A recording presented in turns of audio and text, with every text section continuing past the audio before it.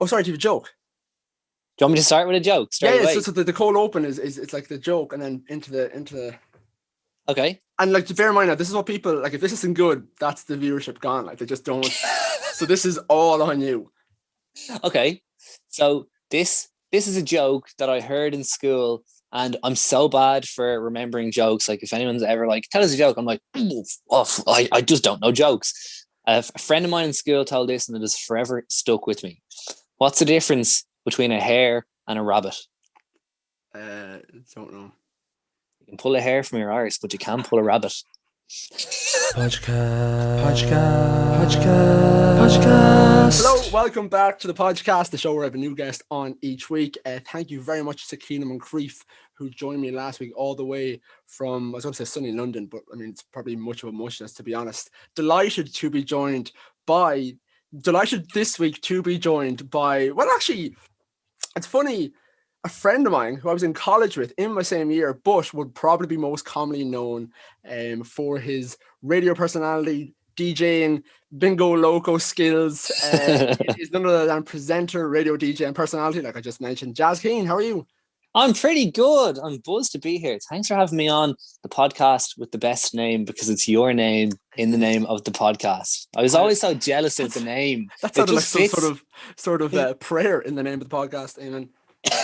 It suits the name so good. I remember when you started this, I was like, such a good name for a podcast. Yeah, that's the only reason why I started. It's funny because I mentioned this before in the podcast, but I got like low key threatened by two people in America who have their own podcast called the Podgecast with John and Mary. Oh, The Hodgepodge cast. hodgepodge or something like that. I think you told Yeah. me this before. Yeah. And then they were like, we just feel that like, the name doesn't suit your brand. And I was like, my name is literally like that could like if they were honest and said, listen, this is our podcast, we don't want a similar name, at least I'd respect the fact that don't try and lie and say it doesn't suit my brand.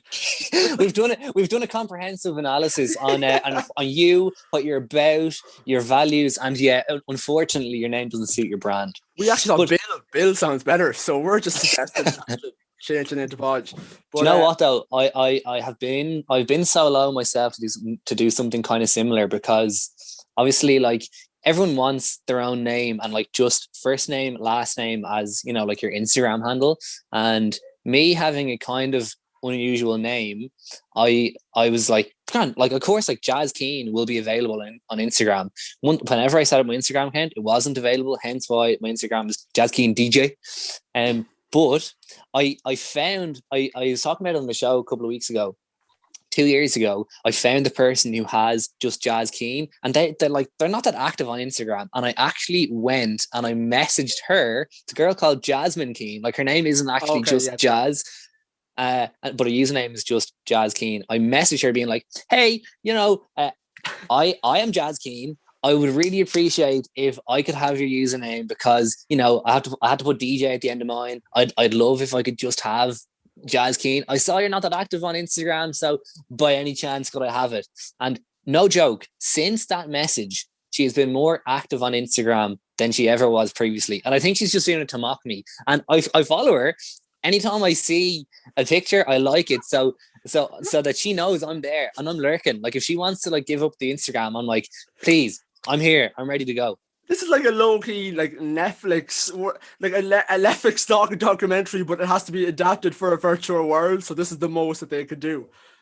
Yeah, I've no shame. I absolutely have no shame. But I think it was in like April 2018, and I went back to look at it recently. We were talking about it on the show, and yeah, I'm sticking by my guns. but at least there's the thing. At least there's the honesty of, listen, my name's Jaz Keane. It's not like you message her, be like, I just don't think it's. Sorry, I'm getting messages. I'm sure it's not as if you're messaging them being like, oh, I just don't think it suits your brand. Like everyone might call you Jazz, but I just don't think it suits. Yeah, I wasn't launching a personal attack. I was just like, hey, I think I should have the username. But I'm pretty sure she's left me on red. Like she's ghosting me. Sorry, I just got a. But stand yes, not sure if I have a. Oh yeah, sorry, I just got a message from work. This is after work hours. Yes. It's actually 2 a.m. Our schedules are really busy. Just really, it's the Northern Lights that are natural. Moon is shining there. It's really illuminating my bedroom. Hence, why I'm sitting at my window. Yeah. Which, as I mentioned, like some people definitely don't know, but well, some do. But myself and yourself went to college together. We were in the same course, communications in DCU. But I want to kind of the majority of people who are listening to this who know you probably know you from your voice, because of the Zoo Crew on Spin 103.8. Yeah, I mean, hopefully, if anyone knows my voice, hopefully that's where it's from. I seen you had a TikTok. You had a TikTok up. Was a while ago. It was like just like a TikTok of you going to work. And then it's someone had the comment being like, I always wanted to know what you looked like. I know, yeah, it's so funny. Like I have a bit of a love-hate relationship with TikTok. Like I'll go through like a month or 2 months of like loving it and on it all the time, and like I'll put up the odd video, and then other months I'm like I don't have the headspace for it. And I literally had an idea to like make a little kind of, you know, like 1 second clip of like 30 clips of like my journey to work, and I was going to overlay it with the opener of our show and stuff, and I stuck it up on TikTok, and it got like whatever 70,000 views. So obviously people are commenting, and it's clearly like listeners of Spin and listeners of the Zoo Crew who are seeing it, and they're like, oh my god, his voice doesn't match his face. Is this really his face? I always wonder what he looked like. And like people being like, I always hear you say this is the Zoo Crew, Jazz and Laura. I can't believe this is what you look like. And I'm like, I hope I didn't let you down. It's so TikTok is so like with the jaw. That's why I actually had to get the braces for like medical reasons. But there was also that point of like someone had said in one of my comments, and I will never forget it, you've a jaw the length of the Wild Atlantic Way. And I was like, right. I was like, I'll look into that. But TikTok and just kids could be so hurtful. They are ruthless. And the weird thing, it's not, and the worst thing is it's the way they word it. It's not like, you know, complete hate or it's not completely vindictive. So it's not as if like, you know, or you're like it's not as if they're like, oh, you're such an ugly face pod, your jaw, and I'm like, all right, Grant, go away. It's the way they say it. It's exactly what they're thinking, and it actually hurts more. I know, because you're like, oh no, God, okay. And it seems real innocent, which it is, just like it's in their head, and they put it in the comments or whatever. But like, I think that is more ruthless, and like, it's so funny. There's been, sorry, can you hear my dog barking in the background? He's going absolutely nuts. I can't. Let me just text my mom to shut him up, because I told her I was recording. How can I jump out of this really quick? I told my mom I was recording. God, Mom, I'm on a podcast, Mom. The work, Mom, you listen to the podcast. Let me podcast, just. Mom. I know his brand doesn't suit him, but it's the podcast. It's weird when you're on Zoom, and then because this podcast is recorded on Zoom, and it's weird because when people go off and it's just me staring at the screen. And usually there is no Shane this week, no producer. Again, as I mentioned on my story. Well, actually, I think it was just my close friend's story, but this week the guest was bit all over the shop. So I told Shane I'd sort of do the editing this week, but usually Shane's there as well. So when everyone is offline, I'm just kind of by myself. So it's a bit weird not having the person with me. But I want to talk about kind of you and, you know, your journey to the Zoo Crew, and how did you sort of get into? Of course, I sort of know because I was in college with you and I know all the background. But do you want to tell people who might be listening, who might want to know what is Jaz Keane's journey? Yeah. Okay. So I've always been a big fan of radio, like since I was like in secondary school. I will always listen to it in the car on the way in. Big fan of Dermot and Dave, and when they started on 98 FM breakfast, like I just loved them. Always loved radio. When I was in TY in school, I kind of set up like a school radio. Now all that was me plugging my laptop and using GarageBand into the PA system in our canteen, and not going up for lunch and sitting there playing tunes, doing news and making shows in like our half hour or 45-minute lunch break while everyone else is up in the canteen. And I would play that over the speakers in the canteen from a little room in our like sports hall / canteen, and everyone's like, what are you doing? Like, this is lunch or TY. And I was like, I just want to do radio, and a lot of teachers like encouraged me to do it and stuff. And I obviously had to ask, could I use like the big PA system and stuff? And they're like, yeah, go for it. And I just did it. And did it for a couple of weeks. It was a bit of crack, like. Was it the same? Like, was it the same sort of like, or was it the same energy that you bring to like Zoom? Was like, you're very welcome back to lunch, and I hope you got that nice chicken wrap sandwich. It was really good today. And on the I traffic, think traffic today is between Mrs. Lynch's and Mr. Feely's class. It is. Yeah. I would advise you taking a left by the prefabs. Pretty much. Like I can't remember exactly what it was like, but I'm gonna guess that I was trying to be that real kind of like jockey jock. And I did it, like I enlisted help with some friends as well who like did news and did sports and stuff. got the first years to do the weather. Yeah. It's really cold and our bags are really heavy. The weather today is, look out the window. Oh yeah, it's freezing. All right. But I did that just to do it. And then I knew I wanted to go to DCU because I'd heard of DCU FM and knew they had a big and really good studio setup and all that sort of crack. And I knew about the Media Production Society. And I was like, yeah, do communications in DCU. You know, that's the kind of media related course. Lots of radio going on behind the scenes. I just knew there was lots of radio opportunities in DCU. Hence why I went there. Then in DCU, like you well know, lots to do. DCU FM, DCU TV, lots of media going on. Got really involved in DCU FM from day one. And for people who don't know what that is, like they be kind of off branches of the Media Production Society, which is a society in DCU. Yeah, and it's all run by students. Like it's nothing to do with the course. Like our course was what, like 9 hours a week. It's so funny, isn't it? And like it's we had like American, remember like to be American transfers, and like you talk to them about what communications is like in their college, and you're like, oh no, it's not here. It's different. It's different. We're learning about Karl Marx for an hour, and then we have to like take 10 pictures and submit it. Then that's a week. That's a week done for us. It's such a, but like to be fair, it's and the weird thing about our course as well, do you know it was like the second toughest course to get a 1-1 in?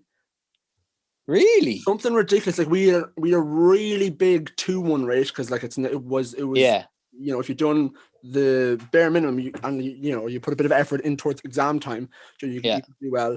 But it's really, really difficult to get a 1-1 in our course. But like a lot of people who go into our course would be like, there is some people who would have done a lot of time in the library and studied, but a lot of people in our course be very involved in college.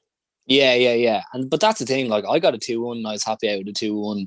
Like I feel I gained more from doing all the society stuff, like spending time in DCU FM with DCU TV. Then like the course is good to have, obviously, and it gives you like a history of media and stuff. And if you are looking to get into media and you want some sort of degree to go with it, and you don't want to do like journalism or multimedia, I'd say communications is good for that, right? But you really do have to spend the hours of getting involved in all the other aspects.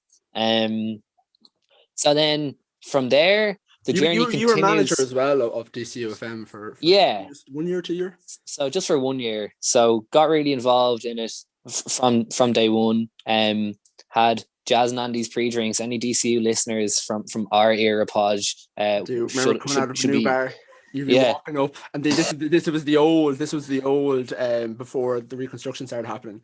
Yeah, you'd be up at the top right, and you'd be playing your tunes. Yeah, Thursday night, 9 p.m, Jaz and Andy's pre-drinks, DCFM. Come on, play Venga Jenga, and we'll tell you where to go. We'll spin our big wheel and tell you where to go for your night out. And it always landed on Toast and Opium Rooms. Another throwback. But so we had that show on air on DCFM for the full 3 years. Then in third year and final year, I was deputy station manager, and that was great. Like, because then I was involved in like the actual day-to-day running of it and doing all the behind the scenes. And that was at the stage where we were getting a new student centre. So our old studio is pretty much getting knocked down. We had to rebuild the whole studio in an old SU office in the student centre in DCU. So that was good in terms of learning all the technology, literally from one end of the wire, running it to all the machines and stuff. So that was great. But DCFM as a whole was absolutely great crack, like, and running it and being in charge of it in the final year was deadly. Meanwhile, in final year, I had heard of Freak, also known as F4Q.FM, which is essentially a digital radio station, and it's run by Communicore, the parent company of Spin, 98 FM, FM, News Talk. Yeah. And Freak is like a digital station run by them. To the outside, on the inside, it's like for all these new young budding presenters kind of get in and they get trained up and they get they get like, criticism and feedback and stuff from the people from the inside. They get whipped. Yeah. You get hazed. You get hazed into one of the biggest companies in Ireland. But from the inside, they're training up new talent and stuff. So I was on that in like the second half of third year, doing like 1 or 2 shows a week, just trying to do as best as I could. But like once you're in that, it's great because like all the bosses and program directors in the building and in the company are sent around your demos and any audio that you've been plugging away at throughout the year. So that was a real stepping stone in terms of getting onto Spin. Because then, meanwhile, after third year finished, we fucked off on our J1 to LA, and obviously have to like stop being on Freak because that was in Ireland. And it hit me like when we were in LA on the J1, I was like, fuck, this is it now. Like college is over, no job. I probably won't have any DJ gigs when I come back because I've burnt all my bridges over the summer. Then I like had a realization in like July when we were in LA. I was like, what am I actually going to do? Literally just even for money, not even for a job. Kind of started to panic, and I was like, okay, I shouldn't be worried about that. It'll be fine. And then I literally got an email from one of the bosses in Spin being like, would you like to come in for a trial? And I was like, oh my God. But that was because I was on Freak. And Freak is still going, by the way. It's currently not broadcasting during COVID, but it is still a thing. And if anyone is looking to get into radio, I would recommend going to Freak, because that's where, like I said, it's a training ground, and it's where so many people on Spin at the moment have come from, because they're essentially training you into how they'd like the Spin and 90 FM jocks to sound. I got offered a trial along with like kind of 5 or 6 other people as well. Then when I got home from the J1, I was home like 4 days before my first night of my 2-week trial started. After that, started getting cover shifts, weekend gigs, and they were also looking for a full-time presenter of the nighttime show, Spin Hits at Night, as it was called, from 10 p.m. to midnight. Because that didn't have like a permanent presenter. So after kind of then like 6 months of, like I was doing like a week of that night shift, then a week off, then maybe 2 weeks of that, and a cover on a weekend or all this sort of crack. And after like 6 months of that, I got the full-time position on Spin Hits at Night, which is my first full-time radio gig, and I was bloody over the moon. As you would be. Yeah, I was so chuffed. Like I'd always wanted to, and like I did work experience in Spin when I was in TY, so like it was all coming full circle. And manifest, as much as I don't particularly believe in manifestation, that is actually the epiphany of manifestation. Yeah, 15-year-old Jazz manifested his future. Walking into Spin with like his latte and his Depop clothes, like manifesting good vibes from here. My little crystal ball being like, I told y'all bitches.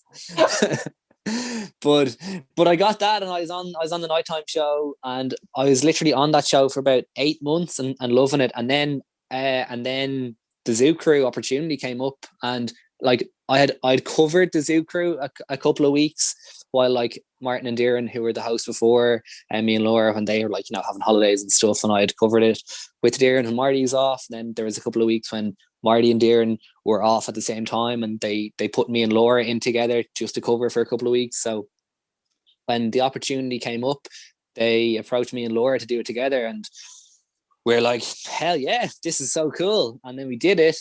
We did it. We said yes. We started. We're still there. We're like, you haven't left. Like that's still your job.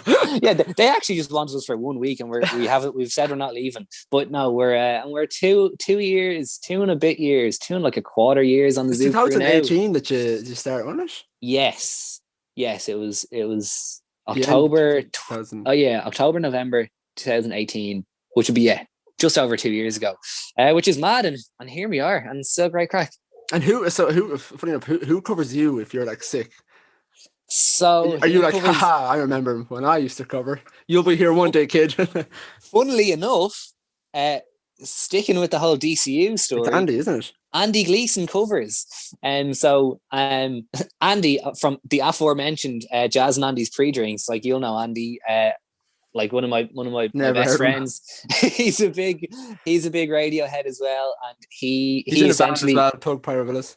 He's in a great band great tunes. But he works for Spin as well. He works for 98 FM, Today FM, and whenever I'm sick or I'm on holidays or whatever, Andy covers me. He also has his show on a Sunday afternoon on Spin. So if I'm off, Andy covers, which is nice. We've got to cover the show a couple of times together, which was a throwback. But it's great. Does it help, like, for people who might, like, just say they want to aspire to be a radio host, or does it help to have the DJing experience, because you're also a DJ too, and you're a DJ for one of definitely your bar, maybe like your residencies in Toast or back in the college times, but it's weird saying back in the college times as well. I know. Old. But I feel like I'm still in college. You're like, I certainly know you for Bingo Loco, because just considering the size of Bingo Loco and the scope of it now, and you're one of the resident DJs there too. So does it help having that experience, or is it something that like people don't really need going into it? Yeah, I don't know. I would definitely say that it certainly doesn't not help. Yeah. But a lot of people would think that, like, when you're on the radio, you're obviously, like, you'd call yourself, and people call radio presenters, radio hosts, radio DJs. And that's because when radio started, like, you would be the DJ, you'd bring in records or CDs and you'd be playing them on the radio, and that's how it was. So people think, like, when we're on the show now, even on the Zoo Crew, that like we bring in the music and we press play. Like that's not what it is these days, because like all radio stations have a music director who is responsible for the music, the scheduling, making sure artists are getting played, there's balance, there's new music, there's old music. Like there's so much not psychology, but there's so much thought and science behind the actual music that plays in the station, especially a station like Spin that's so music orientated, music based. Like it's like, yes, it's 10 Spin hits in a row, but there's actual science behind what's playing first, second, third, categories in all the music. So there's all that. We don't actually pick or play the music on our show, but in saying that, you have to have passion for music to be working on a music station, knowing about the music, the artists, what's going on. So DJing ties into that naturally, and then also there's other parts of it as well. I used to do a show on a Friday night after the Zoo Crew called Friday Night Spin, and that was like a specialist show.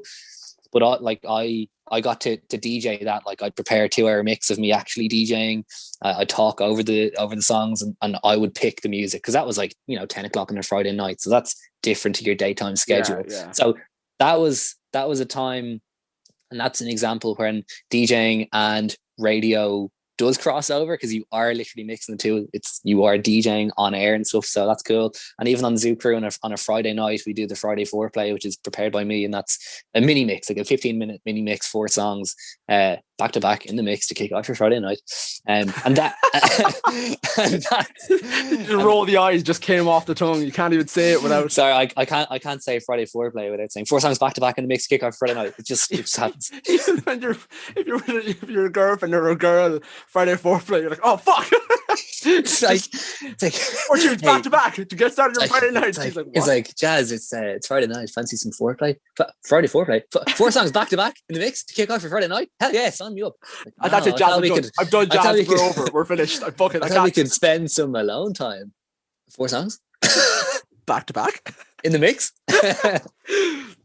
Is it like, because I want to know in terms of like radio DJing, because like there's a science behind it, and you mentioned there's a musical director, and I'm sure it's probably curated by what would bring in the audience as well, and the engagement, because at the end of the day, from the higher ups of the stations or the company, it's obviously they want as much engagement and listenership as possible for you, and that would often probably I would assume come to, you have to play like the what's popular at the moment too, and unless you're probably hosting a show, new music, we'd say that you probably have to play a certain amount of popular music, and that's obviously, as I said, the show is new music. So for you as a DJ, are you ever like, oh, like I'd love to just, because like your music taste as well, I mean you're big into your house and techno too. It's not like Lewis Capaldi all day every day. So from you, are you like, oh, I'd love to just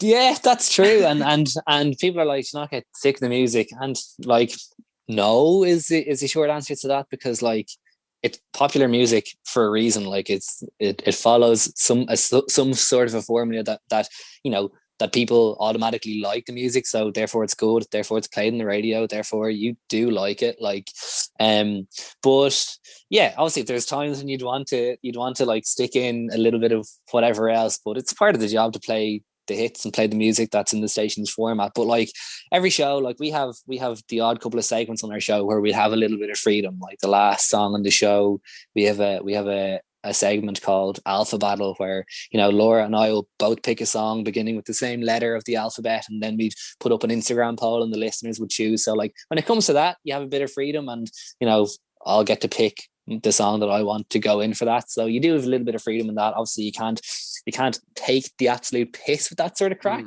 but like you do get to pick something that wouldn't usually be heard on the radio or on the show, and that's where it's fun, because like when you can only change like one or two songs in the show, you definitely want to pick something that's good, but you have to, you know, like the listeners at the end of the day are choosing that as well. They're voting the poll, so that's where it's fun. But yeah, you obviously want to play some mad stuff sometimes, but it doesn't always go like that. A lot of certainly in terms of the hosting, all of it's live. So has there ever been like a moment, or can you remember, where like either you fucked up or something happened and you're kind of like, song, we're on a song? Like stuff happens pretty much every show. Like it's live radio. It's anything can happen, which is why I love it. I love the buzz of it. Like if something does go wrong, you have to think on your feet to fix it or make a joke out of it. I remember shortly after we started, it would have been shortly after we started and took over the show. We took it over. We stormed the Capitol. I gouged Marty Guilfoyle's eyes out. Took the mic from him, bed him up, and look at this, son. Looks like I'm in a prison. It's 2:00 in the morning. Sorry, yeah, I forgot it's 2:00 in the morning. It's not.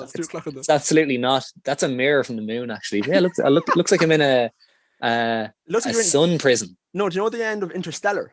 Do you know when he's going through? It looks like that's what you're in, and he's like, "What's the name of the daughter in Interstellar?" Oh, I don't know. And he's trying to like get the watch to with the Morse code. That whole. Oh, whoa. It's actual sun. Well, moon. Coming in. Yeah, it is quite sexy. I have a ring light here because I'm pretty sure if I don't like the light. Oh, it's not too bad. Oh no, I'll leave it. I'll leave the natural light in.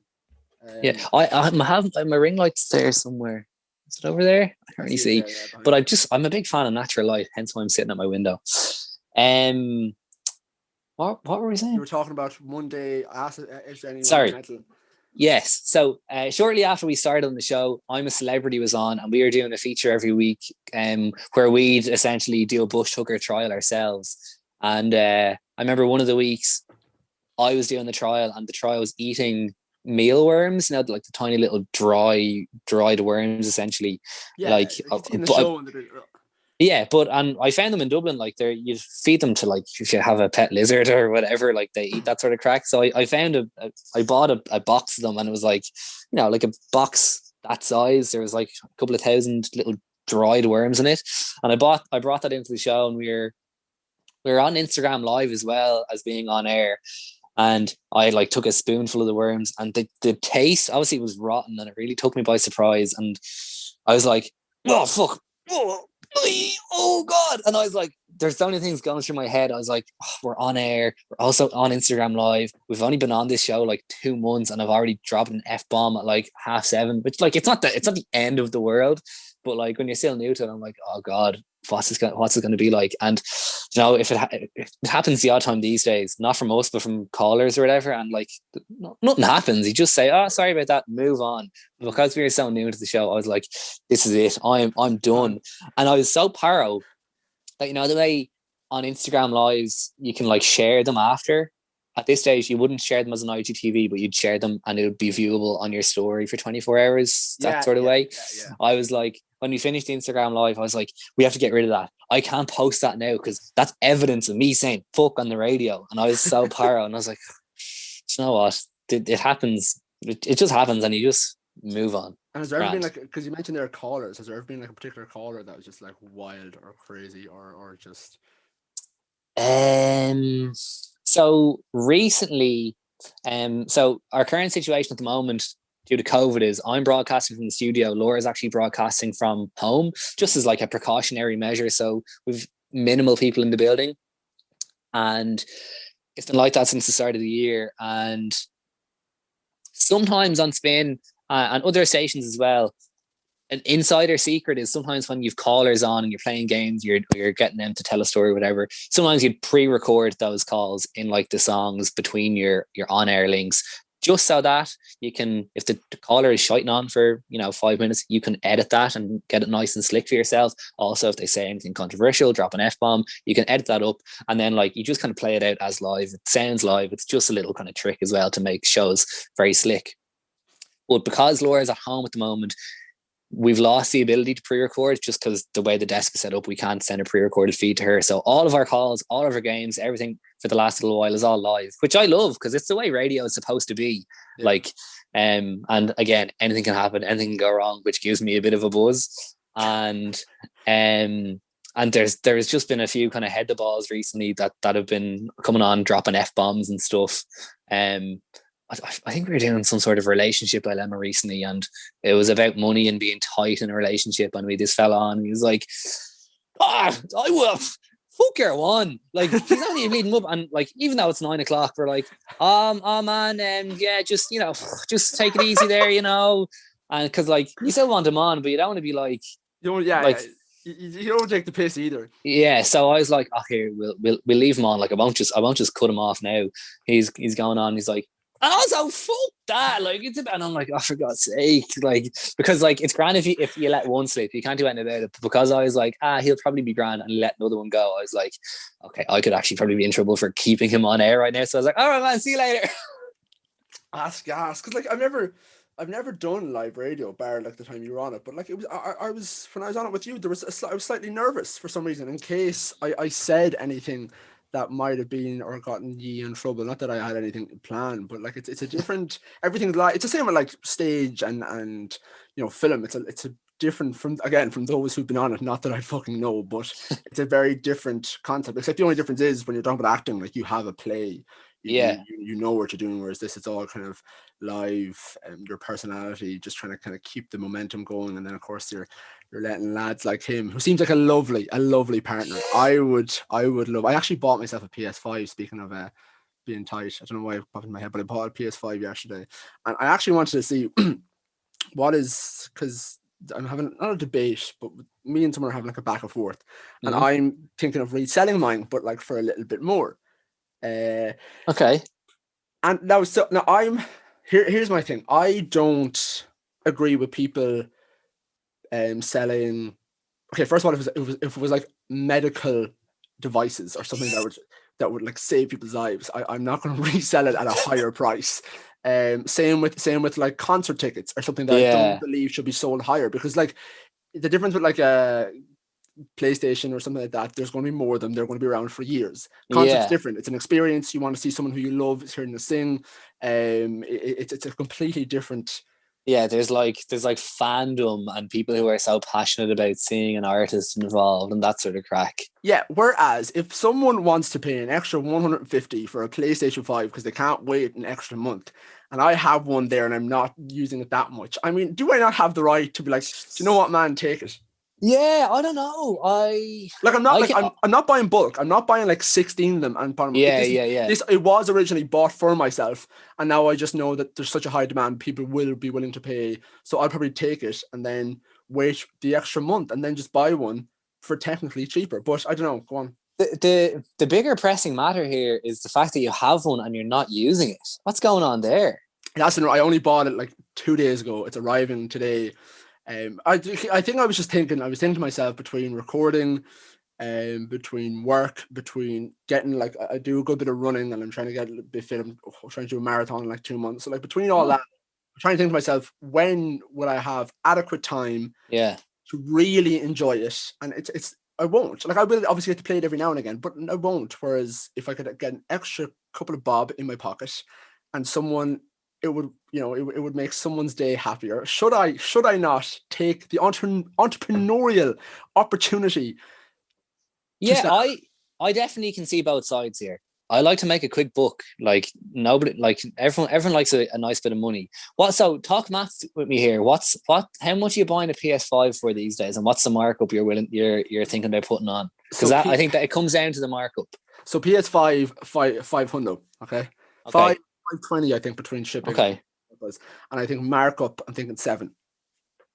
Yeah. Okay. So now I have seen people, and I've known people who have sold the markup for like $1,000, and people have bought it like that. People have bought it. So I'm thinking 700. Now I haven't fully committed to it either, but it's one of those things where like I was going to, and then today, like I have to get an operation for my teeth. I have to get like my 4 wisdom teeth out next week. Oh no. And it's like a 1-day operation, and most of it is covered under the VHI, but I still have to pay $150, and I have to pay my tax next week, and then I have ADHD medication, and every month that's €60. I have to pay that, and it's just this is turning into a big X Factor sob story. You're like, I need Simon Cowell. I need you to say yes right now. I've got my wisdom teeth. I have medication. Can I just sing another song? And as a kid, I was just I had a rough upbringing, and I was given everything I wanted, which isn't good for a kid. And I just so like I was just kind of thinking to myself, I was like, these. No, I'm not strung for cash either. I want to make it clear, I'm not like, I do have the money there, but it's just, it's something nice. Yeah, I've a good bit of money in Bitcoin too, so I don't want to take that out because it's growing. But like, I sounds like you have a great setup there, Pod, don't you? I'm buying it for 5 and I'm selling it for 7, I think. Yeah, you know what? I don't think that's the worst ever. I'd say if you're going above that, if you're going anything above like an extra 200, I'd be like, all right, that's a bit dodgy. But if you're adding in, like, if you're only getting an extra kind of 100 or 200 for yourself, I think that is fine, and people will be willing to pay that. Again, I don't agree with ticket touts or markup on that sort of crack. But again, and then that goes back to the, like, you in a month's time, I will be getting the exact same experience that the guy who buys or girl who buys the PlayStation off me, or person who buys the PlayStation off me. I'll have the same experience when I do get a PlayStation. Whereas when it comes to a concert or like a festival, it's in a different ball game, because you're not going because you have the money, and you're not going because you just can't wait that extra month. You're going because it's an experience with your friends, and that artist, those lineups, that particular weekend will not happen again. And there might be another EP, as always. There might be another tour date for that, but that particular experience will not be available again. And I think that's the difference there between selling a PlayStation and you're not exploiting a little girl who really wants to see the Spice Girls. Like, well, I mean, if there's a little girl who wants to pay 800, I will take that community money, and I will spring it. No, I know. I actually got as well, because just before I called you, I got a call. I got shout out to the Run Hub. It's like, I'm being sponsored here, and shout out to our sponsors. We're halfway through now. We have to take an ad break. And they got in touch with me about getting a pair of runners, because I'm doing a good bit of running, and my current runners, I'm after running into the ground, and I'm starting to it's not good, like, it's starting to hurt my legs, so I have to get a new pair. And I know a guy who works with the Run Hub, and they were like, oh, listen, we'd send you a pair of shoes, and they gave me these, and they've done like a gait analysis, and it was great, like, it was cool to do. They sent me these pair of shoes. Now, I mean, I'm not in the market for a good looking pair of shoes either. Like, these are you're gonna sell these on.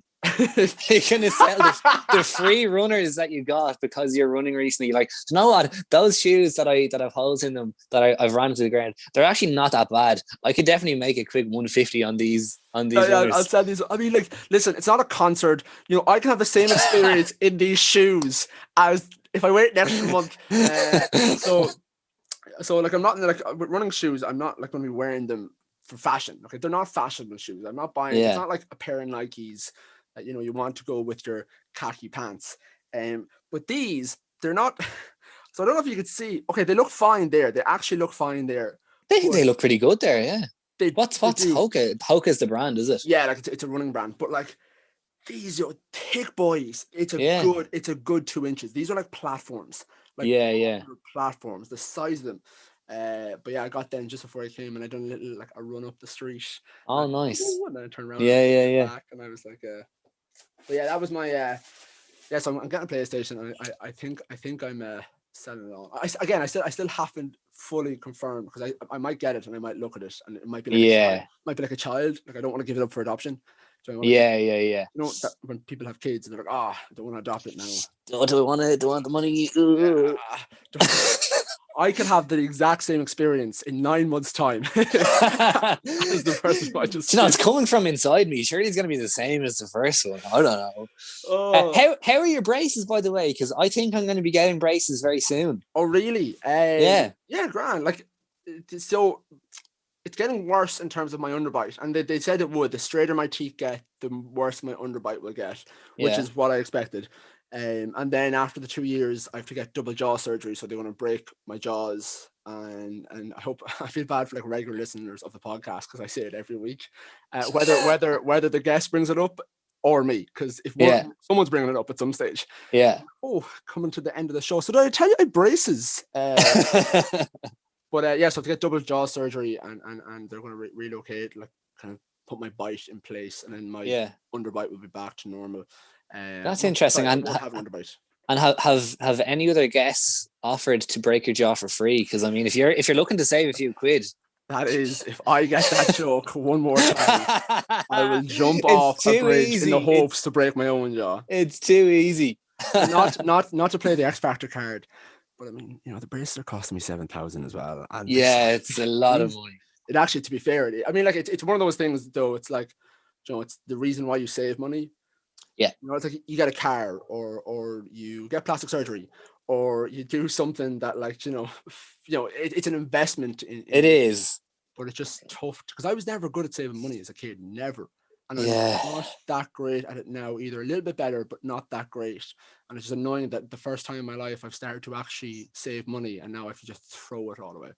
Yeah, I know, but it is an investment, and that's the same as me. Like, I've had like gaps in my teeth forever. Like, so when I was 4, we had a caravan in Wicklow that we used to go to in the summer and stuff. And when I was 4, I was cycling my bike from like the entrance of the caravan park back down to our caravan, and like these places have the electronic barriers that go up and down.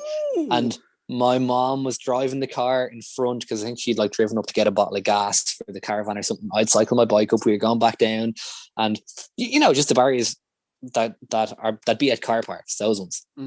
She went under, barrier was open, I was cycling my bike, barrier came down as I was cycling my bike, and I went straight into the barrier, like on my bike at whatever speed a 4-year-old cycles a bike down a hill. 4-year-old? 4.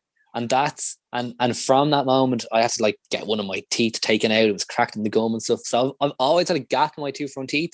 I also still have 2 baby teeth in the bottom, which is interesting, apparently common enough. So like overcrowding my bottom teeth. But Laura actually got braces on 2 years ago. While we were on the show, she had them on for like 6 or 7 months. She got the ceramic ones, the tooth colored ones. Right, the Invisalign ones, is it? Or not train tracks. Not train tracks. Yeah. Oh, like these ones. These ones similar to yours, yeah, and they're not like steel. They're like tooth colored. Yeah, mine are meant to be. No, they are. Yeah, they're similar. Yeah. But the bottom ones these are the steel ones, and then they actually asked me as well, did I want? And I was so close to getting them. Did I want like colored ones? And I was like, and then I was like, in my head, I was like, you're 25.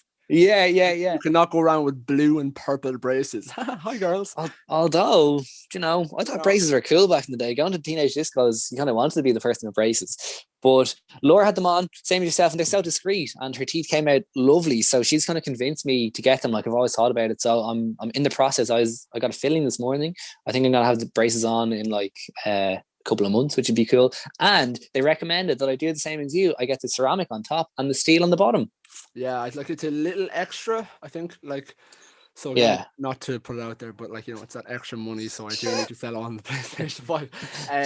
It is that little bit extra, but like, it does make a huge difference, because they showed me, I think there was something to do with like whatever way they were positioning the like braces themselves. And the day I went to go in, I slipped off my chair there. The day I went in to get them, they're like, your braces, the way your underbite is, your teeth are going to be like hitting off the Yeah. ceramic ones, so we might just give you steel ones, and then they Yeah. show what it would look like. And I was like, to be honest, I do a good bit of like, because I do a good bit of videos for work, Yeah. and I do a lot of presenting and like just internally, but like I still like I'd much prefer to keep the ceramic ones because I want them as unnoticeable as Discreet. Yeah. the only thing I will tell you is that they are an absolute bitch Are they? on the gums. They are there's not a day that goes by that I don't have one blister, one like cut, one something in my mouth that doesn't make it slightly sore, and Yeah. so it's a bit of a pain because I had top braces when I was younger. Yeah. And I just get like both of them again now, so it's just a pain, but you get used to them fast, like, you know. Yeah. I'm excited to get them. Like you said, it's an investment into your future. It's something that, like, you know, you'll always have teeth, and if you have them good, like, you'll take care of them and that sort of crack. But have you? Because obviously the ceramic ones are tooth colored, and I've heard from Laura that, like, you know, if you have them on and you eat like a curry, like a chicken tikka masala or something, that they will stain. So I'm really worried about giving up like Indian and curries and that sort of crack. She's like, you can do it before you go in and get them clean and stuff. So have you found it difficult, or are you just tucking into whatever you want? I like let me have a look at my mirror and see. Yeah, they're not stained. Sorry, my bathroom's Yeah. right there. I have like not no, I don't find them I don't find they stain. Like I wouldn't be a big into my curries, but I'd have curry a bit. Like my roommate cooks a lot for me, to be Yeah. fair to him. And he'd make curry a good bit, like different curries, but like it doesn't stain me too much. Like, they give you these Okay. things to wash them off, or Yeah. to like wash your brace before you brush your teeth, and Yeah. you mouthwash as well, so it's fine. It's just sort of tedious, and there's nothing worse than like it gets caught. And I've never had bottom braces. And bottom braces are the worst for like getting food caught, and I've noticed that now. Like when I'm eating Yeah. something and there's loads of food kind of caught up there, but like it's grand. Like, you know, it's definitely worth it more. Like give up curry for 2 years or have Yeah. straight teeth. You know. This is true. This is true. And I was in the, like I said, I was in this morning getting the filling done before the braces go on, and I'm quite good in the dentist. Like, it doesn't scare me. I'm not nervous. It I'm the doesn't opposite. really. You bad. Yeah, really bad. Go on. I don't think I'm too bad anyway. Partly due to the fact that I don't go that often, but when I'm there, like, I'm not nervous. I'm not like apprehensive about it, and I don't like twitch or flit or get scared when they're poking in and doing the fillings and cleaning and scaling and polishing. But today, and I got 2 fillings around this time last year as well. So I was like comparing today's, and in a different dentist, and I was comparing today's experience to what I experienced last year. And just today, for some reason, you know, when they're going in and they're doing the scale and polish, and they have like a little water thing, and they're going, ee! But they also have like the Hoover in, and the Hoover is sucking up any water and saliva so that you're not choking. They have it sucking the whole time. For whatever reason today, she just put it in a weird place in my mouth that I've never felt that mouth Hoover going before, and it triggered my. Sorry, are we still talking about dentist procedures? Yeah. Is that we're not talking about anything else? No. Didn't put it in a weird place, and you've never had the mouth Hoover in there before. That's not. This is still like the dentist practice. This is still the procedure for filling, right? Sorry, let's say dentist. Oh yeah. I thought you said dad. Sorry. So yeah, the dentist and the assistant had the mouth Hoover, the little jobby in my mouth, sucking out all the saliva, and she put it in a weird place today, and it triggered my gag reflex. So I was literally there, and like I said, I'm quite good. I don't flinch. I'm good at having my mouth open and then do whatever they need to do. But just the mouth Hoover went somewhere today, and I went as if I was like, you know, the stepsister who the stepbrother has walked in on, and that's happening. And and like, oh my God, my gag reflex. And I felt like I felt I felt like I was like, oh my God, no. Like, and I was just like, oh, I've let myself down here. So what you're saying here is you've bad gag reflexes. And I didn't realize till today. Well, I mean, that's a good thing. Yeah, no, I'm terrible at the dentist, and it's because like half the reason why I've gotten the operation is due to the fact that I have to get I have really bad receding gum lines. So I've I have a bad receding hairline, so similar. Same, you know. Yeah. And then if we kids, they'd be very unfortunate. Yeah, geez, it'd be an awful It would also be a miracle if we were able to have kids together too. So, you know, there's that. Never say never. Never say never. It's 2021. We might just try to see what they look like. No, I heard your bad gag reflexes. I don't want to try. We can skip foreplay if you want. Friday foreplay, 4 songs back to back in the mix. Kickstart your Friday night. Yeah. So I have bad receding gums. So like I've very sensitive teeth. And then like when I get like, did you know when they numb the teeth? They give you the whatever it is. Yeah. The injection. I usually have to get like double what's the standard because my teeth are so sensitive. So I get like, and it happens every time. And I tell them every time, I'm going to need more. And they go, oh, like you should be fine with this. And then they put the drill to my tooth, or they put even if I'm getting the teeth cleaned, they put the pin to it. And then I immediately go, and they go, oh, maybe you should get a little more. And I go, that's what I fucking told you. Oh, so no. Then I just have it in my head every time I go in. I'm always like, I don't want you to touch any part. Yeah. My mouth. I don't want you to touch my. Yeah. Not. So you can touch me wherever you want, just not my mouth. I am aware you're a dentist. It's just my kink. No, I wasn't here yesterday. That's not me. Do you want to buy a PS5? I'll trade you my PS5 for my bottom braces.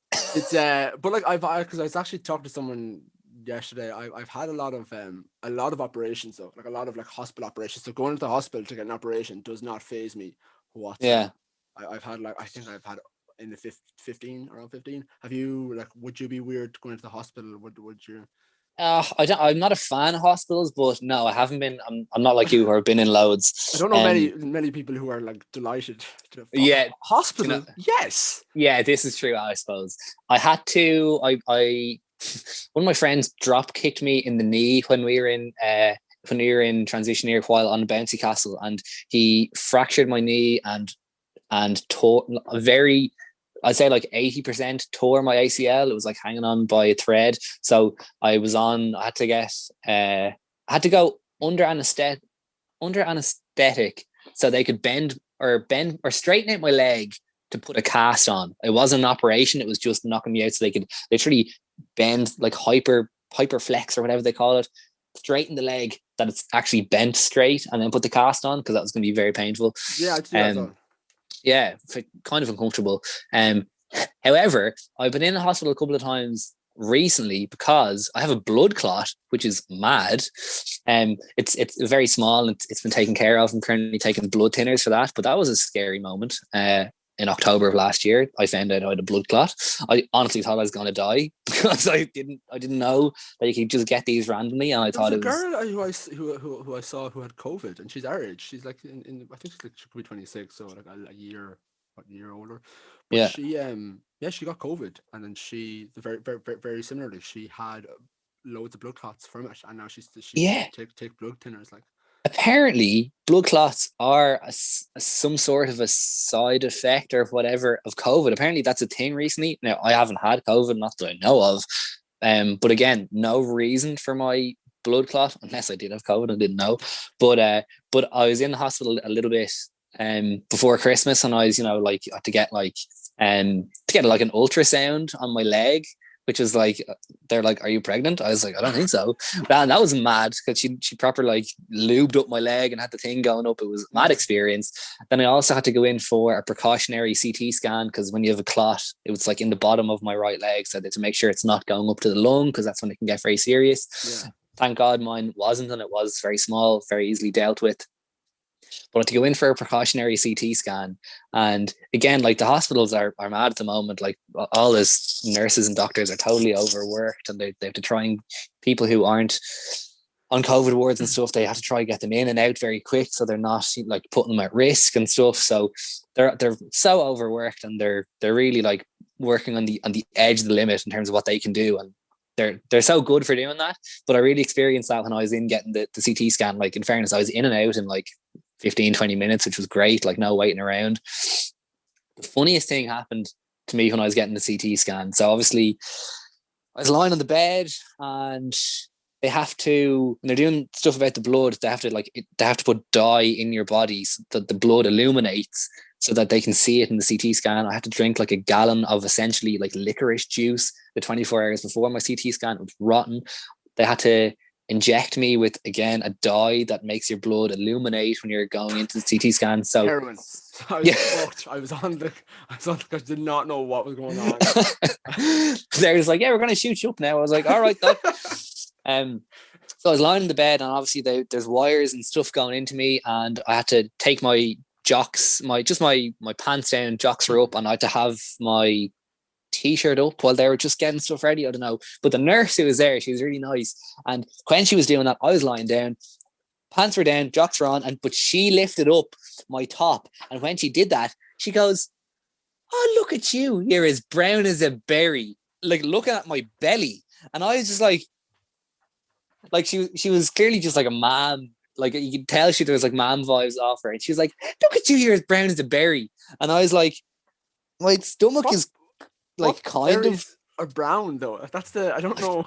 I've no idea. And I was so taken off guard that she commented on my appearance, but also on my belly appearance. Because I was like, oh, thanks, I have sallow skin. Like I was so awkward, and I was like so taken aback by it, but like in a good way. I wasn't like angry or anything like that. Yeah.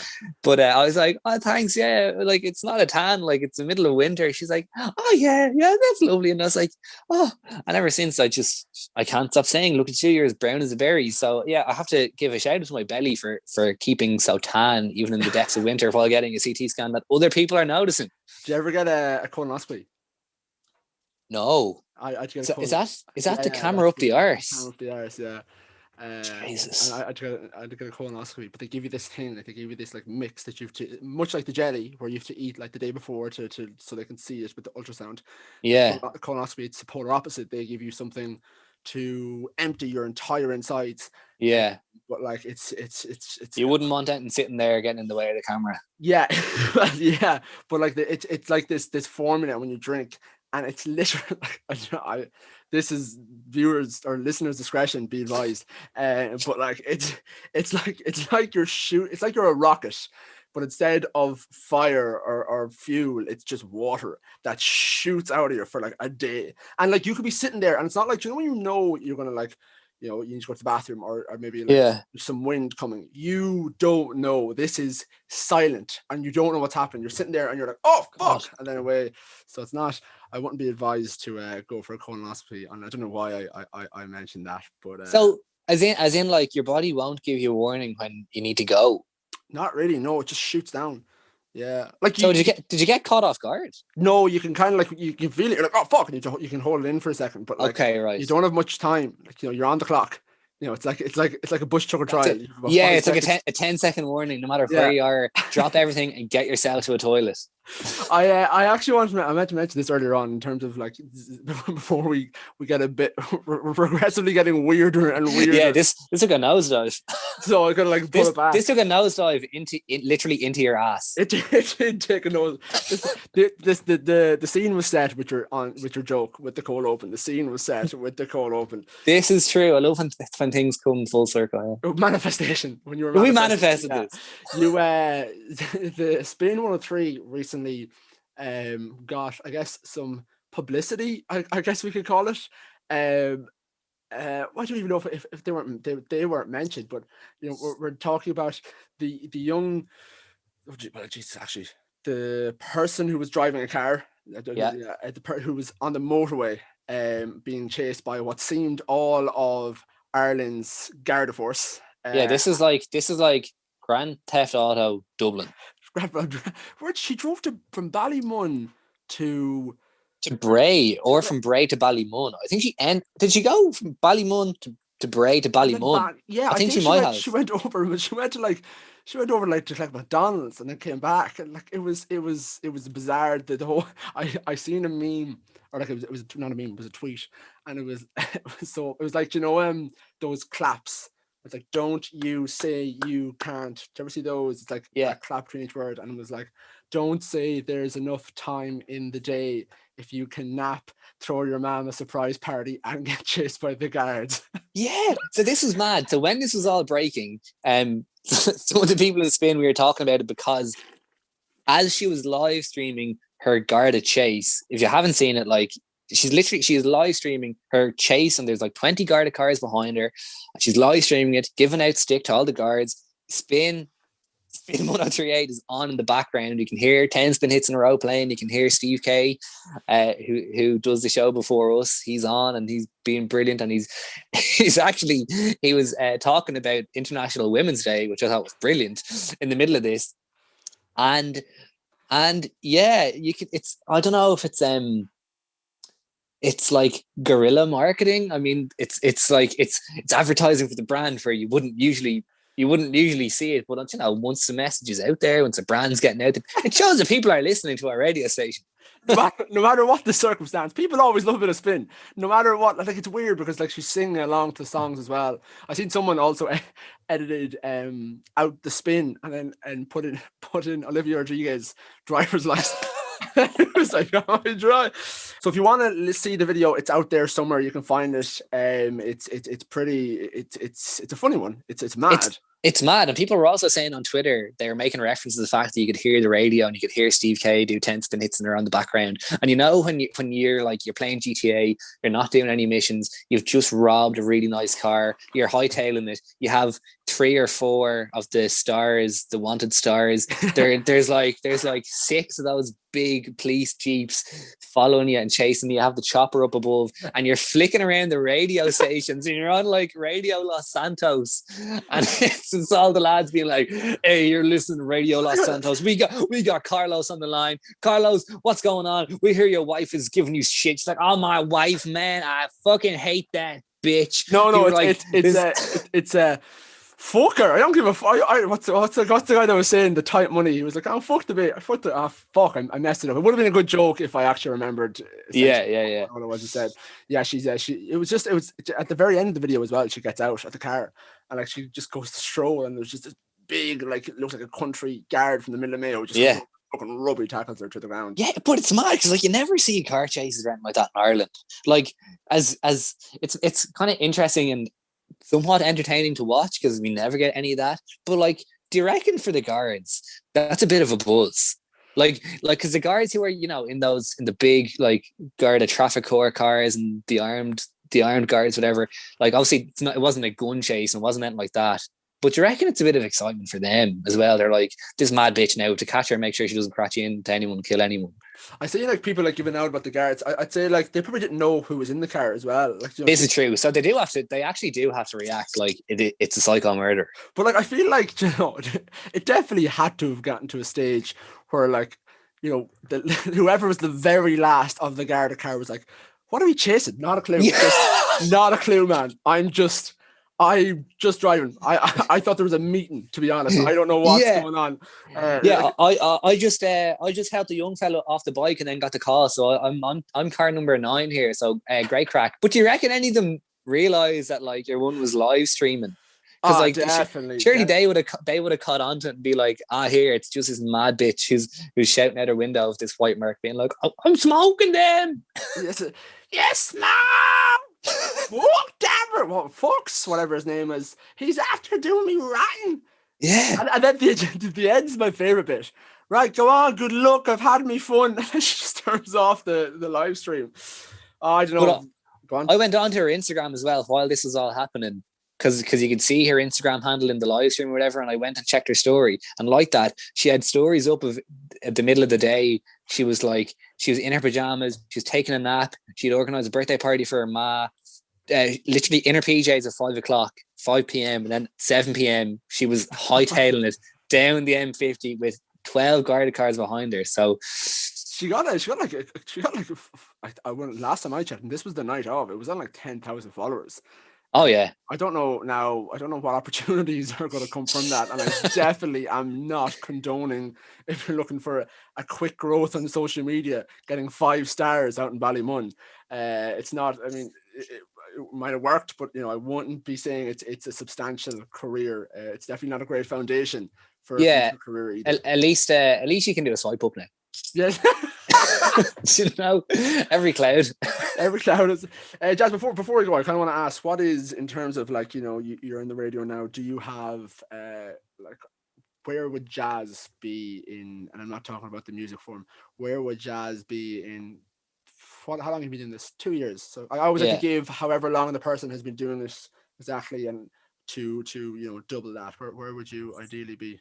So it's difficult to see because like, I obviously wanted to get into radio as soon as I could. It all happened very quick for me, and I'm very lucky and grateful that it did happen so quick for me and that sort of stuff. Bless up, praise to those most high. But I do obviously always want to keep working radio. A plan of mine and my girlfriend is we're going to move to Australia at some stage while we're still relatively young. So, I mean, if 2 years, I will probably be in Australia doing whatever it is. Like, I am going to try and get a job in radio in Australia. Radio in Australia is the best in the world. Like, and that's a fact. They are TikTok. They're so slick. They're so quick. Very, very like technically hot.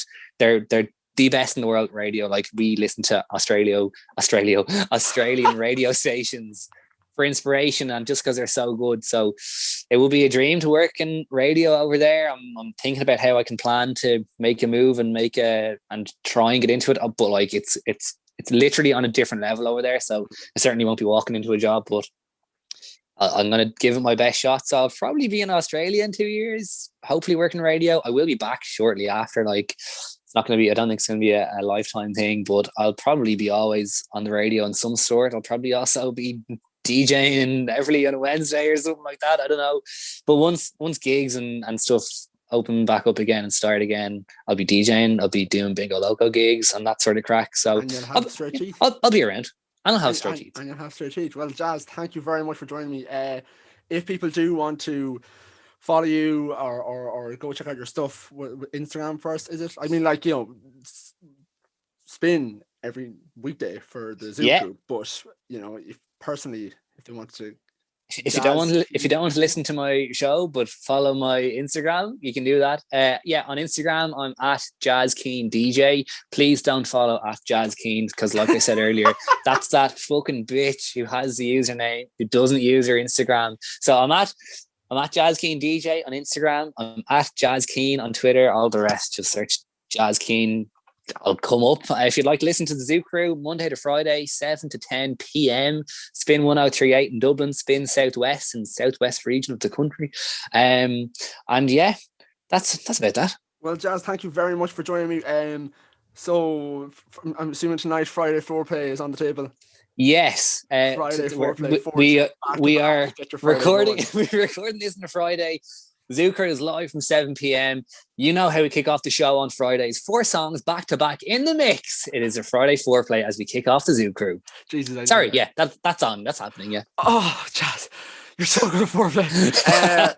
Jaz, thank you very much for joining me. If you want to get in touch, as always, Podge the Podcast. The Podge at the podcast.ie or Podge Henry on all socials. For me here and somewhere in the ether, Shane from Collaborative Studios is somewhere there. He might be here today, but he's somewhere there. Thank you very much for joining me, and until next week, see you later. Thanks for having me, Podge. I had so much fun. Bye.